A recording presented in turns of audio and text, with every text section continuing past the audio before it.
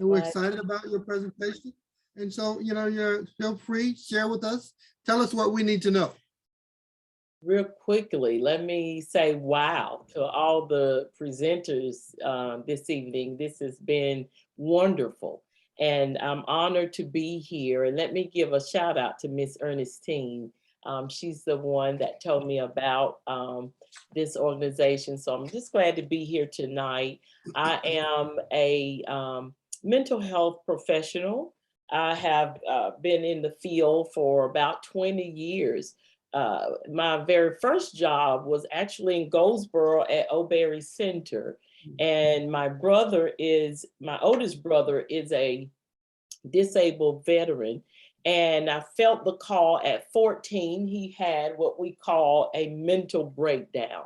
And I was 14 years old. So I felt that was a call to the mental health field because I wanted to learn more about it. Being from a Christian home, my father was a pastor, and we were taught just pray about it. But even at 14, I understood that it was something different about this. And it really is an illness. And so we started our organization about 17, 18 years ago, my husband and I. And so we're the proud owners. We operate as the president and CEO of Restoration Family Services.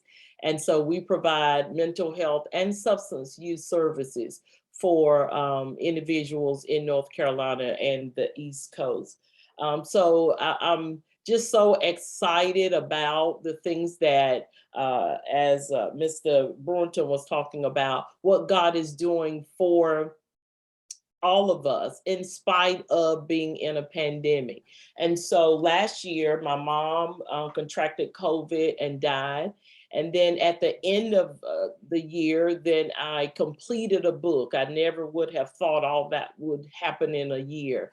And so next month, I will release my first book about marriage. I've been married 32 years to a wonderful veteran. And the book is entitled Getting Naked in Marriage, Doing It God's Way. And so it's been a journey, and I'm just so excited about that. So Miss Claire asked me to just talk about a few tips for married couples in this pandemic. And so I'll go briefly. I don't have a PowerPoint. I just loved all of your presentations. My tips, and I'll go real briefly, is one of the things now that we're in a pandemic, I want people to really understand that social distancing does not mean isolation. I want you to continue to reach out, spend time with your family, schedule times where you can social distance, be outside, call on the telephone, do the Zoom call so you can stay connected. We are social beings. So make sure that you are connecting still to your family and friends. Another thing with couples is still schedule those date nights, the time that the two of you can have together. I know a few of you ladies have younger children, so been there, done that. Mine are now adults and we're empty nesters, which I'm enjoying that. But you have to schedule that date, time, the time alone where you and your spouse can be together to talk my husband and I will go out to eat. And in this pandemic, he has a truck. So we usually will park somewhere and let the back of the truck down and just have our little date right outside in the parking lot or wherever. And so you have to make sure that you are intentional about spending that quality time, especially when there's children involved. Because a lot of us are now working at home, we're spending a lot of time in the home together. Make sure that you are getting that me time, doing some self-care. Because as I often tell wives and mothers, especially with these younger children. You must take care of your children's mother. You must take care of your husband's wife. You must take care of your parents' daughter. You have to take care of yourself, because as women, we're so used to giving, giving, giving. Sometimes we neglect our own care. So please keep that in mind with your self-care. I love journaling, so that is something good to release things that's in your mind. We got so much going on. Sometimes we just need to stop. We can journal. I love, and we recommend to many of our clients, coloring books. Get you an adult coloring book and just relax your mind to color. Love that. Also, don't sweat the small stuff. I know we're all in the home together now. Now you seem to get a little bit more irritable, and he's left clothes in the basket. Before it was no problem. Let that go. Don't sweat it.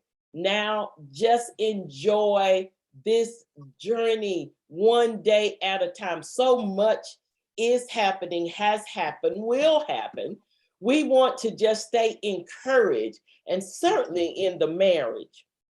One thing I tell people, please, ma'am, please, sir, do not argue in front of children. Children are little sponges. Children don't do what you do. They do what you do, not so much what you say. They mimic everything you're doing, and that arguing will get in their spirit and it throws them off. That's why our phones ring all the time. We serve little children, but then we serve the adults who are still in that little child's body and mind. So make sure you are working together, communicating in a good, kind manner. You're not ready to talk. If you're yelling, stop, schedule a time. Let's meet at 9 o'clock so everybody can cool down, and then speak to each other properly where God is pleased. And then if you are a faith believing couple, have prayer together. Because if you're praying together, you certainly not going to be fussing and arguing. And so we want to make sure that we are really communicating and staying on top of being intentional. And so I'm going to just go ahead and wind up. I will encourage all of you to look for the new release of my book next month. And actually, the release day is Valentine's Day. And so getting naked in marriage. And what I tell people, it's not only marrying the right person, it's being the right person.